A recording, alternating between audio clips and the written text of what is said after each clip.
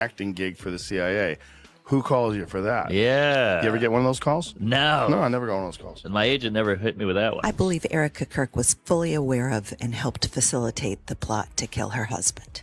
We're going to start by breaking down an interview that she did just 8 days after his death. Why doesn't anybody know anything about Charlie Kirk's parents? I just saw a video about this, and it had literally never occurred to me that no one is talking about. We have not heard from or seen footage of anybody other than Erika and the freaking vice president and Usha. Joe Rogan just shared something that has made a lot more people take a closer look at the situation surrounding Charlie Kirk, and it is not the kind of comment people ignore easily.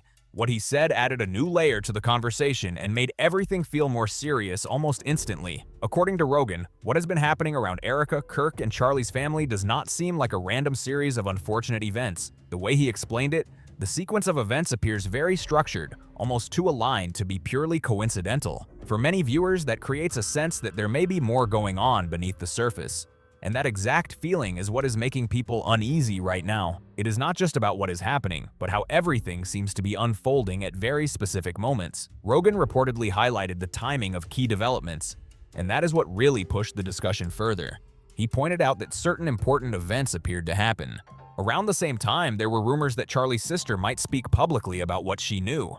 That timing stood out to many people, because when someone close to a well-known public figure is expected to speak and then suddenly goes quiet, it naturally raises questions. And once those questions start building, more people begin looking at the situation with a lot more attention. The internet usually does not look at timing like that and just shrug it off.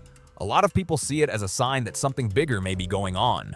And once Rogan started hinting that there may have been an effort to keep that voice from reaching the public, the whole online discussion started changing fast. Of her making crazy eyes. No. There's a video of her making demon eyes, and every time she makes the eyes, the music. It's so ridiculous. She's possessed. It stopped sounding like loose gossip and started feeling much more focused, much more intense, and much harder to ignore. For a while, Joe Rogan seemed to be watching everything tied to Erika Kirk and the circumstances around Charlie's death from a distance. He was not rushing to lock himself into one clear public stance. He appeared to be sitting back, paying attention and seeing how the details lined up before saying too much out loud. Then he sat down with comedian Mark Norman for a conversation that felt different right away. The energy was sharper, more blunt, and way less careful than before.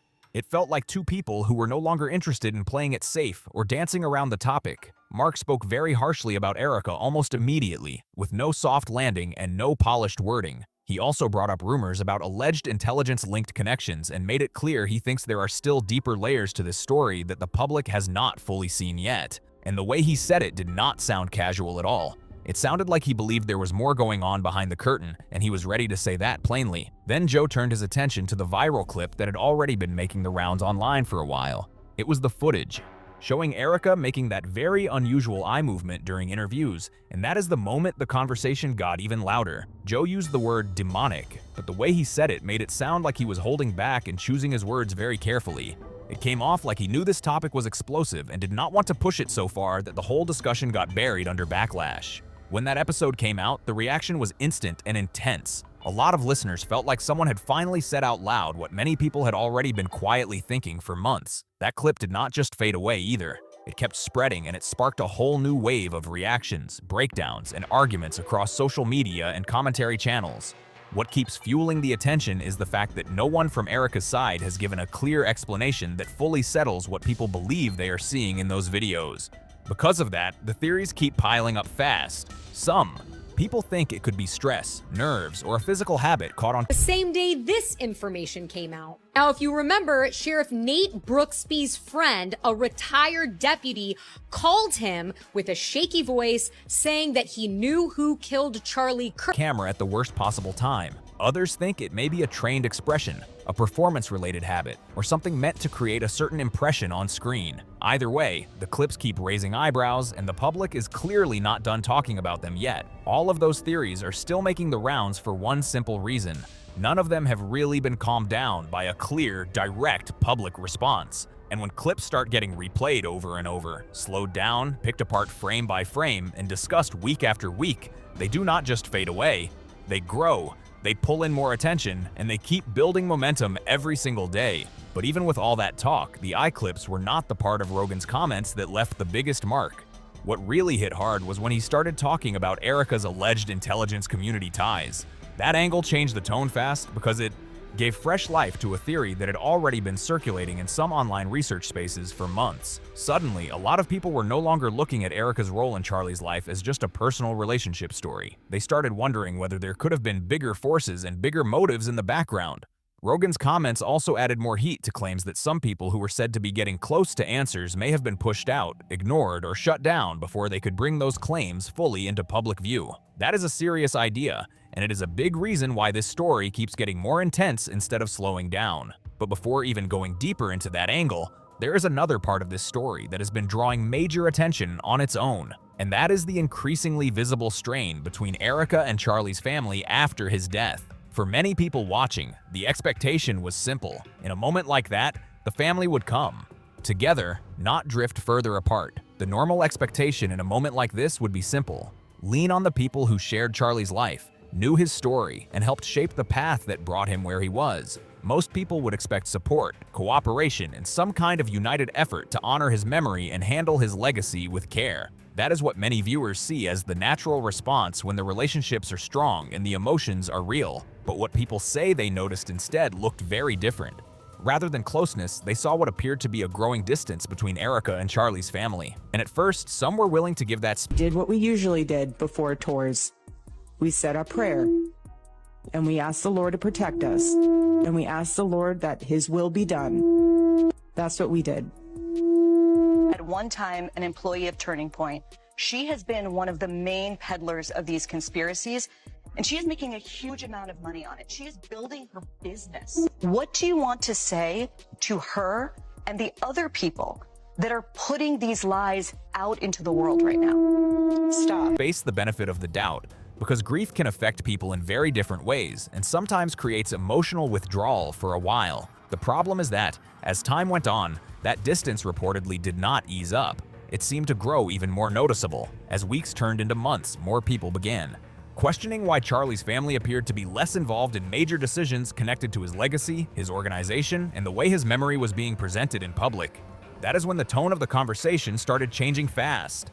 To many observers, that pattern did not look like temporary distance anymore. It looked more like control over the narrative and over who gets included in the process. And then came the detail that really caught people off guard. Reports that Charlie's parents, Robert and Catherine Kirk, were not just quietly missing from the memorial event Erika organized in his honor. Reports began spreading that Charlie Kirk's parents were allegedly not invited to the memorial event held in his honor. And that claim hit people hard, because we are talking about the two people who raised him and were part of his life from the very beginning. If true, that is not the kind of detail people just brush past and forget. What made it even louder online was the fact that the claim kept circulating without any clear public response that fully cleared it up. And when something that serious is left hanging in the air, people start reading into it fast. Excluding someone's own parents from a public tribute does not come across like a small mix-up to most viewers. It feels like a major decision, and one that says a lot about who was being welcomed in and who may have been kept at a distance. After the memorial, Charlie's family seemed to fade almost completely from public view, and that stood out to a lot of people following the story closely. To many observers, it did not read like simple private grieving alone. It looked more like Charlie's relatives were no longer being visibly included in spaces connected to his name, his legacy, and the public conversation around both. And then there is Mary Kirk, whose silence has become one of the biggest unanswered parts of this entire situation. Mary is Charlie's sister, and throughout all of this, she has stayed completely quiet in public. That silence has drawn major attention, because when someone that close to the center of a story says nothing at all, people naturally start wondering what she may know. As they came out and they were suddenly trying to gaslight us and were, well, the CIA didn't produce the documentary. Okay, yes, but the head of the CIA is in it. Okay, you gotta get approval from the CIA to be in a CIA documentary. That doesn't just happen casually. Like he says, are you getting that phone call from your agent? And no, she's not acting. She's specifically referring to her mother's business model. EMPs. So she's not acting. What she may have chosen not to say, and why that silence has lasted this long. No public appearances, no statements, and nothing on social media directly addressing what happened to her brother or everything that followed after. Just silence, full and unbroken, and that alone has kept people paying very close attention. Because when someone this close to the center of a major public story says absolutely nothing, it naturally makes people wonder what is going on behind the scenes.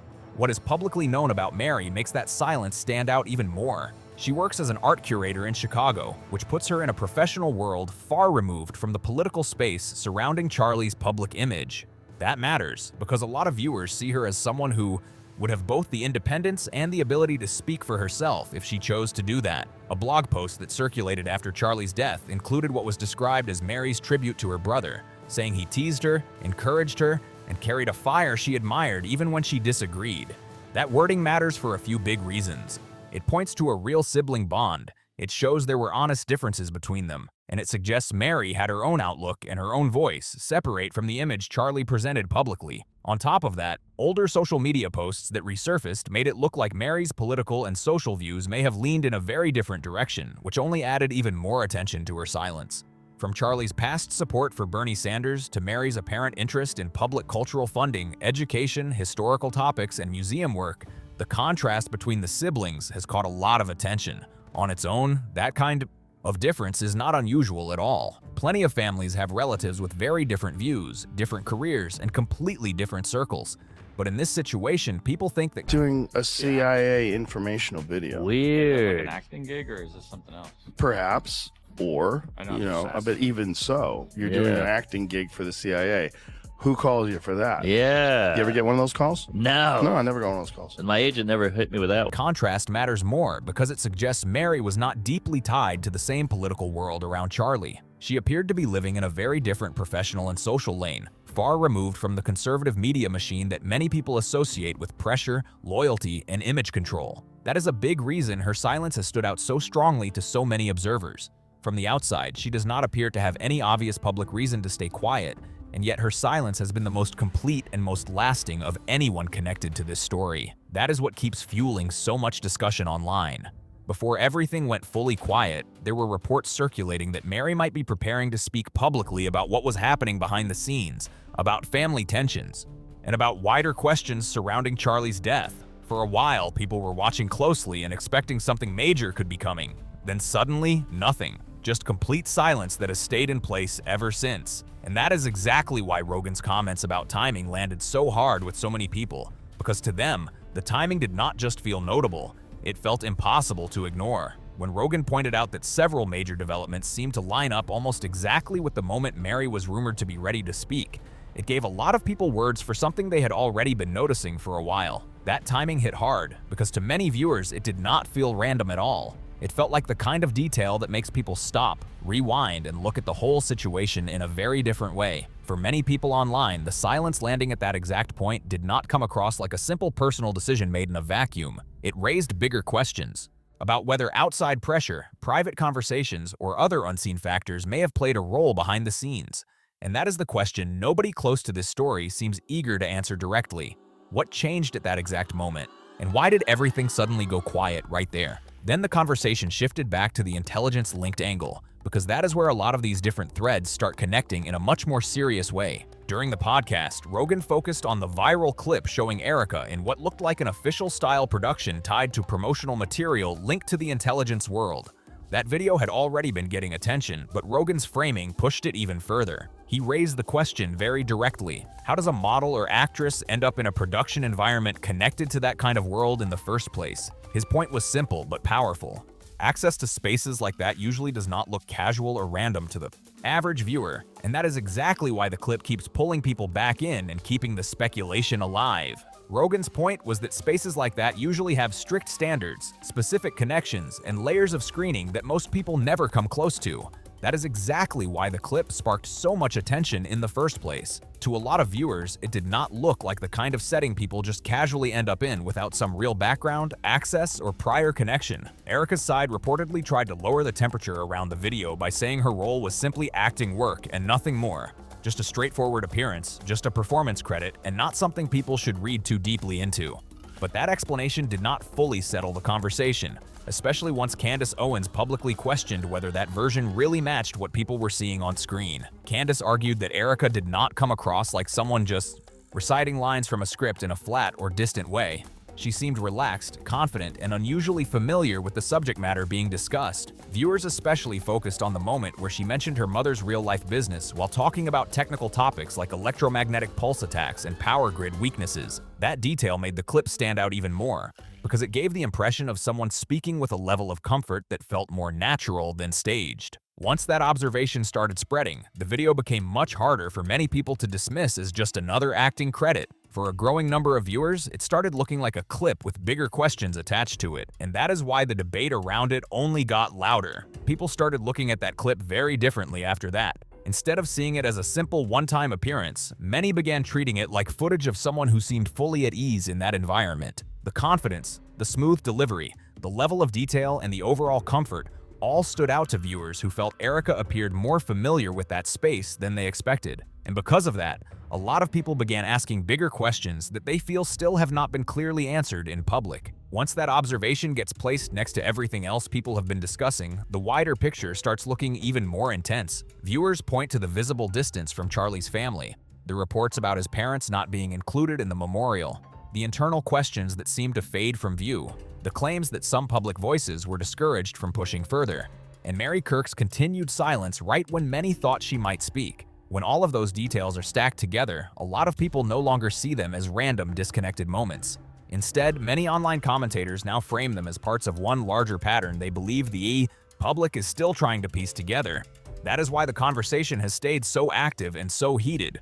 Reports also began circulating that after the episode aired, Erika's side may have made contact with messages that were described as cautious but pointed, suggesting Rogan could face problems if he kept pressing the topic publicly. That claim only pushed the discussion even further and gave people one more reason to keep watching closely. Now think about what that kind of response could suggest to people watching this story closely. Joe Rogan is not usually seen as someone easy to rattle, especially not by a person in Erika Kirk's current public position. So when reports like that start circulating, many viewers immediately wonder whether there may be bigger players, stronger connections, or more influential support sitting somewhere in the background. And that is exactly why the speculation has been getting louder and louder online. To a lot of people, the bigger question is no longer just Erika herself, but who may be helping shape, support, or protect her public image behind the scenes.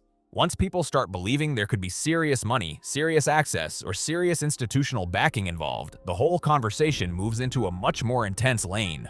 One comment that spread widely across social media summed up the mood in a very dramatic way, with people saying Erika Kirk was a CIA and intelligence honeypot and handler for Charlie Kirk. That is a massive claim, and it is important to treat it as an allegation and not a proven fact. Still, the reason it spread so fast is because many people feel the usual public explanations have not answered every question that keeps coming up. What makes this story keep growing is that these claims are not just coming from random drive-by commenters. They are also being pushed by people who say they have spent a long time looking at the timeline, the public clips, and the reported details, and they believe the standard explanations still leave too many gaps. That is why this topic has stayed hot, and why so many people are still digging into it. The gap between that theory and the public image of a conservative couple built on shared values and a natural love story has never looked bigger than it does right now. And with every new detail that people feel has not been clearly explained, that gap only seems to get wider. That is a big reason this story keeps pulling in more attention instead of fading out. At the center of it all is the question Rogan raised so bluntly. Was Erika simply a pageant queen who entered Charlie's world through ambition, timing, and opportunity? Or was there something more strategic behind how that relationship came together? That question has not gone away, and it is not slowing down either. In fact, it is the one question that keeps this whole conversation alive because so many other concerns seem to connect back to it. And the reason that question matters so much is simple. The answer would not just change how people look at Erika's story. It would reshape how they view Charlie's life, the events after his death, and everything that has happened around his family and organization since then. Until there is a clear and verifiable answer, people who have been following the timeline, reviewing the public clips, and comparing all the different claims are going to keep pressing for one. If you've been following this story, drop your thoughts in the comments, like the video, share it, subscribe, and I'll see you in the next one.